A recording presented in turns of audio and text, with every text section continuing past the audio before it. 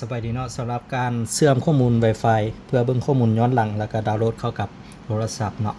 สำหรับรุ่น3กล้องเนาะ3กล้องก่อนอื่นเมิดก็ให้ดาวน์โหลดแอปตัวนี้มาเนาะฟรีตัวเนาะหลังจากดาวน์โหลดแอปมาแล้วก็ให้กดเปิดเนาะแล้วก็กดยืนยันไปเลยเนาะยืนยันหลังจากยืนยันมาเขาจะได้หน้าตั้งตัวนี้เนาะติดตั้งแอปวันนี้วิธีการเชื่อมเนาะเชื่อมก่อนอื่นเมิดให้เรามาเปิด Wi-Fi เนาะเปิดนี้ก็ได้หรือว่าเข้าตั้งค่าเนาะ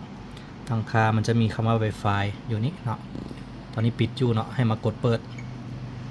แบบนี้เนาะมันจะมีซื้อ Wi-Fi เนาะคือตัวนี้ลงท้ายด้วย F24 เนาะรหัส1-8การให้เราไปหาโทรศัพท์เชื่อมคือเชื่อมอินเทอร์เน็ตทั่วไปเนาะเพื่อให้มันซิงค์หากันเห็นบ่ตัวนี้ขึ้นมา F24 เนาะรหัสแม่น1-8เนาะหลังจากใส่รหัสแล้วก็กดคอนเฟิร์มเข้าไปหลังจากเชื่อมแล้วเนาะแล้วก็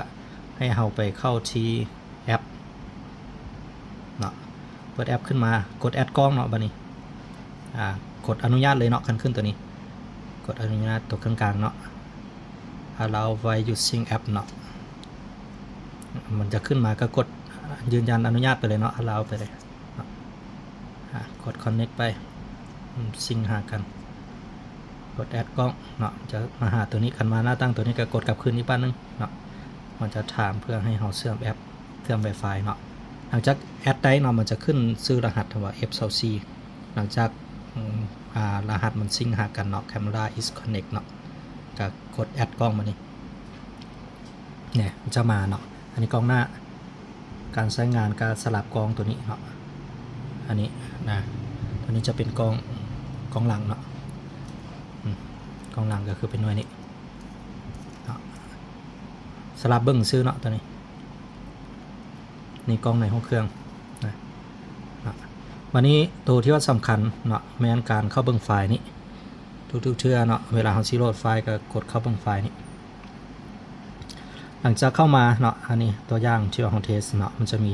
ข้อมูลทั้งเบิดเนาะตัวรูฟหมายถึงวิดีโอทั่วไปเนาะมันจะวนคืนเวลาแมมเต็มมันจะรีบเจอไฟล์บันทึกวนซ้ำคืนส่วนตัวที่ล็อกนี่เนาะตัวนี้สำคัญล็อกมันจะมีไฟล์เดียวตัวล็อกนี้เวลาเกินเหตุก็อย่างเนาะให้กดล็อกในขณะที่ว่ามันบันทึกเนาะจะกดล็อกไว้ได้ตัวกากุญแจนี่คันถ้าหากว่าเราโบล็อกมันจะเป็นไฟล์ทั่วไปเวลาเต็มมันจะลึกของเราเนาะข้อดีของการล็อกก็คือมันจะง่ายมามีแต่ตัวเชื่อมของล็อกมันเนาะมันจะซอกง่ายเวลาเราเข้าดาวน์โหลดเนาะสมมติตัวนี้เข้ามาปั๊บมันจะมีคำว่าดาวน์โหลดเนาะกดดาวน์โหลด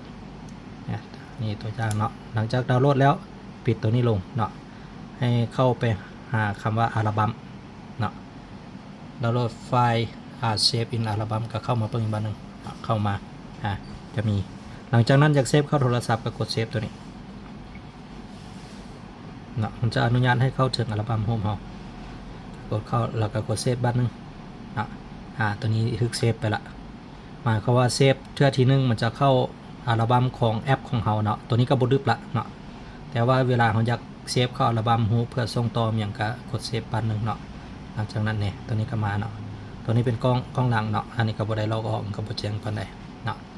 ตัวนี้ไปลองเชื่อมมึงเด้อเนาะวิธีการเชื่อมกันใช้งานบ่ยากขอบใจ